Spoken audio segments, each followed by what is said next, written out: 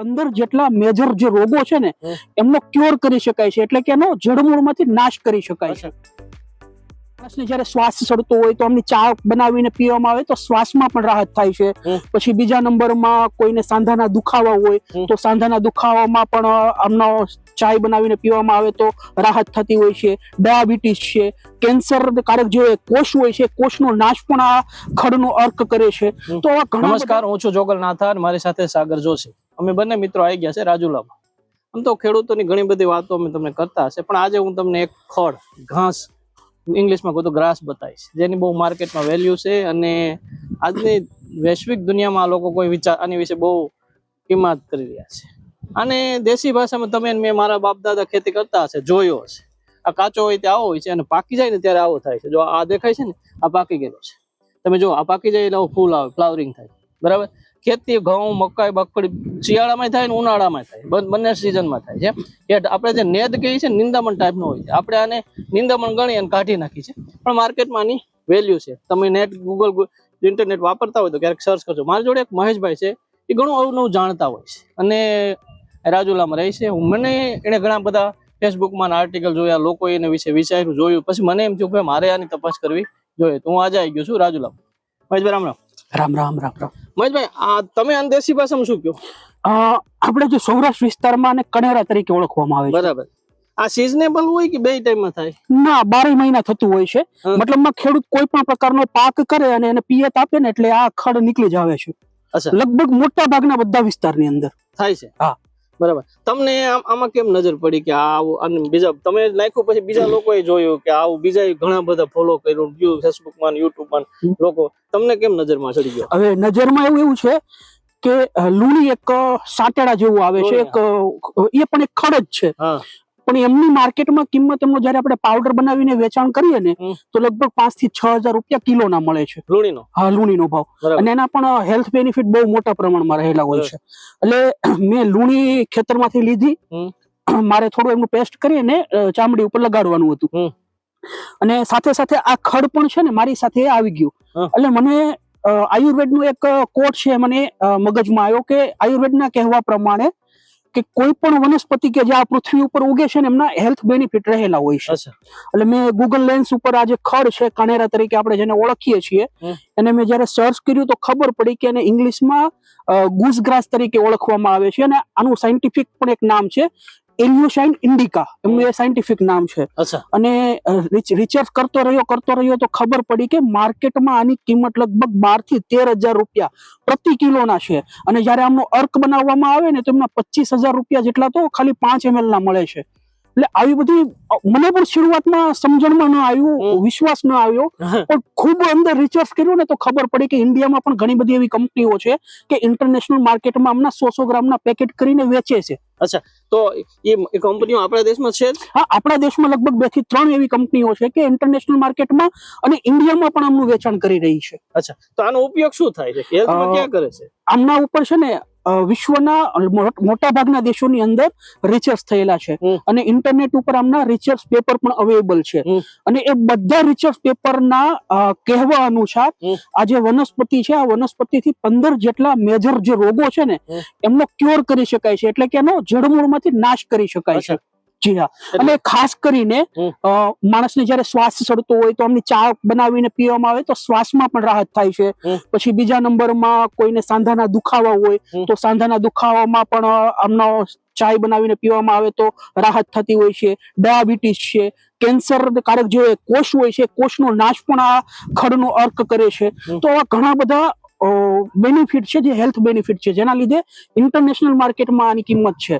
અને ઇન્ટરનેશનલ જે out of કન્ટ્રીના જે લોકો છે ને એ આમના પાવડરમાંથી બનાવેલી કેપ્સ્યુલને ડેઇલી સપ્લિમેન્ટરીમાં ઉપયોગ કરે છે. એટલા માટે કે એમની જે રોગ પ્રતિકારક શક્તિ છે એમાં વધારો થાય અને અલગ અલગ બીજા બેનિફિટ માટે પણ ડેઇલી સપ્લિમેન્ટરીમાં ઉપયોગ થતો હોય છે. તો ખેડૂતો પાસે કોઈ વવડાવે કંપની એવું કોઈ આઈડિયા ખરો?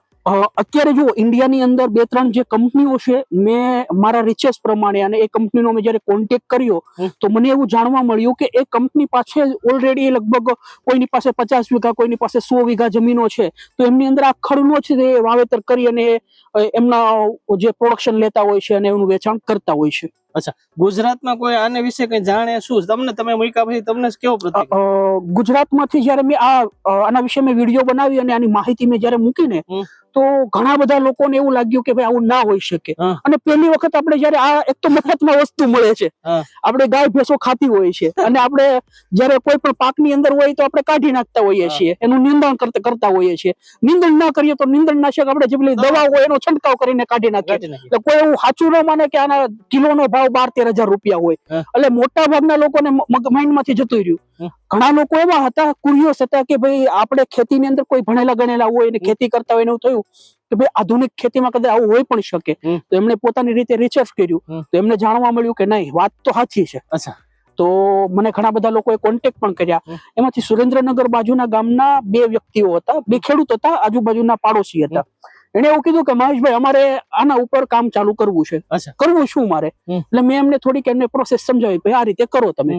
એટલે નવાઈની વાત એ છે કે એમણે 15 દિવસની અંદર કંપની રજીસ્ટ્રેશન કરી નાખ્યું, બધું કમ્પ્લીટ કરી નાખ્યું. એમેઝોન ઉપર લિસ્ટિંગ કરી નાખ્યું. અત્યારે હાલમાં એમની પાસે ડેલીના 20-25 ઓર્ડર મળે છે અને 500 રૂપિયાનું 100 ગ્રામ એ રીતે વેચે છે. કે અમારે એટલા બધા રૂપિયા 12-13 હજાર નથી કમાવા કે 5-7 હજાર રૂપિયા મળે ને કિલો ના તો પણ અમારા માટે બસ છે. ભણેલ ગણેલા કઈ છે? હા, ભણેલા ગણેલા છે બે. અને એના ખેતરમાં આવું છે? હા, અને વેપાર કરે છે. એ તો મેં તમને પહેલા કીધું કે બધા ખેતરની અંદર આ થવાનું એટલે થવાનું. ગુજરાતમાં તો થવાનું જ છે. બરાબર. પછી આ વિદેશમાં કઈ રીતે કેપ્સ્યુલ ન્યા એ લોકોની પ્લાન્ટ હશે આવા બધા? જો વિદેશની અંદર જયારે આનું વેચાણ થતું હોય ને તો મોટા ભાગના દેશોની અંદર આનું ઉત્પાદન નથી થતું. એશિયાઈ દેશોની અંદર થાય છે, ખાસ કરીને ઇન્ડિયા, શ્રીલંકા, બાંગ્લાદેશ, મતલબ એશિયા જેટલા દેશો છે બધા દેશોની અંદર આનું ઉત્પાદન થાય છે. તો મોટા ભાગના જે અહીંના જે એશિયાઈ દેશો છે ને એ આમનું હોલસેલિંગ ની અંદર ત્યાં એ કંપનીઓને પહોંચાડતું હોય છે. અને એ લોકો એમનું અલગ અલગ કેપ્સ્યુલ છે કે પછી એમનું એક્સટ્રેક્ટ બનાવીને એમનું વેચાણ થતું હોય છે. અચ્છા. પછી આ માર્કેટમાં આના સમર્થન તમે બીજું કઈ સંશોધન કર્યું કે આ ખેત આ તો તમે કર્યું બરાબર, આ કણગ્રો છે બરાબર, ઉત્તર ગુજરાતમાં આને કઈ બીજું કહેતા આપણે આના અલગ અલગ કચ્છ બાજુ કોઈ મણચો કે છે, અલગ અલગ નામથી અલગ અલગ જગ્યાઓમાં ઓળખાય છે. બીજી કોઈ આની જેવી સિમિલર કોઈ વસ્તુ તમને આ તમે નોલેજ જાણો છો એટલે મેં તમને પૂછ્યું. મેં તમને શરૂઆતમાં વિડીયોની શરૂઆતમાં જાણકારી આપી સાટેડો. સાટેડો જેવું જ એક આવે છે, દૂધની તરીકે ઓળખાય છે. એમનો પણ ઉપયોગ હેલ્થ બેનિફિટમાં થતો હોય છે. એમની માર્કેટમાં અત્યારે કિંમત 6-7 હજાર રૂપિયા પ્રતિ કિલો ની મળે છે. એનો જે પાવડર આપણે બનાવીને વેચીએ ને તો મફતમાં થાય છે, ખેડૂત મફતમાં થાય છે અને એનું વેચાણ પણ થાય છે. તમે પણ લગભગ ઘણા બધા એવા વિડીયો બનાવ્યા હશે કે જે ઘઉંના જુવારા છે એમનો પાવડર બનાવીને એ પણ વેચાણ કરી શકાય. એ પણ એક આધુનિક ખેતી જ આપણે કહીએ તો કહી શકાય. એમાંથી પણ આપણે ઘણું બધું બેનિફિટ લઈ શકીએ. ને મેં પહેલા જણાવ્યું એમ આયુર્વેદ પ્રમાણે કોઈ પણ વનસ્પતિ હોય એમના જે હેલ્થ બેનિફિટ હોય એ રહેલા છે. બરાબર. તો તમને એવું લાગે કે મારા માટે માની લઈએ કે આ છે, આને શું કહેવાય પપ્પા? ડાંભો છે ને, આ ડાંભો છે બરાબર. આનો સૌરાષ્ટ્રમાં અમુક લોકો શાક બનાવીને ખાતા હોય છે, એટલે સુધી આ સીમિત છે બરાબર. આપણા માટે આપણને ખબર નથી કે આના હેલ્થ બેનિફિટ શું છે. અને કઈ નહીં કરવાનું, ફોટો પાડી ગૂગલ લેન્સમાં આપણે સર્ચ કરશું ને તો અમને ઘણા બધા હેલ્થ બેનિફિટ આપણને જાણવા મળશે અને આમનો ઉપયોગ ક્યાં ક્યાં થાય છે, આનાથી આપણને શું શું લાભ થાય છે, હેલ્થ બેનિફિટમાં બધી જાણકારી મળશે. અને ઇન્ટરનેશનલ માર્કેટમાં આમની શું કિંમત છે ને એ પણ આપણને માહિતી મળી જશે. જો કે મેં આના ઉપર હજી સર્ચ નથી કર્યું, પણ આઈ એમ શ્યોર અગર આપણે આને જયારે આના ઉપર થોડુંક રિસર્ચ કરશું ને તો આ પણ હજારો રૂપિયા કિલો વેચાતું હોય છે. કે જે બુદ્ધિશાળી ખેડૂત છે ને એ આના પણ લાખો રૂપિયા કમાતા હશે. તો બીજો એક એવો પ્રશ્ન મહેશભાઈ, ખેડૂતો ટિપિકલી જ હાલે છે, તમે તો કઈક નવી દિશા કરો તો તેના માટે શું કે તમે અલગ વિચારો? જુઓ, અત્યારે આધુનિક ખેતીમાં છે ને થોડુંક માઇન્ડ ચલાવી, થોડુંક આધુનિક રીતે ચાલશું ને તો જ ખેતીમાં ખેડૂત ટકી શકશે. કેમ કે માની લઈએ કે અત્યારે અમે કપાસ કરેલો છે, ઘઉં કરેલા છે, અહીંયા મકાઈ કરેલી છે. ઘઉંનું જયારે આપણે મતલબમાં પાકી અને વેચાણ કરવા જઈશું ને તો ત્યારે વેપારી જે ભાવ આપશે ને એ અમારે લેવો પડશે, ખેડૂતને લેવો પડશે. આપણે ભાવ નહીં કરી શકીએ.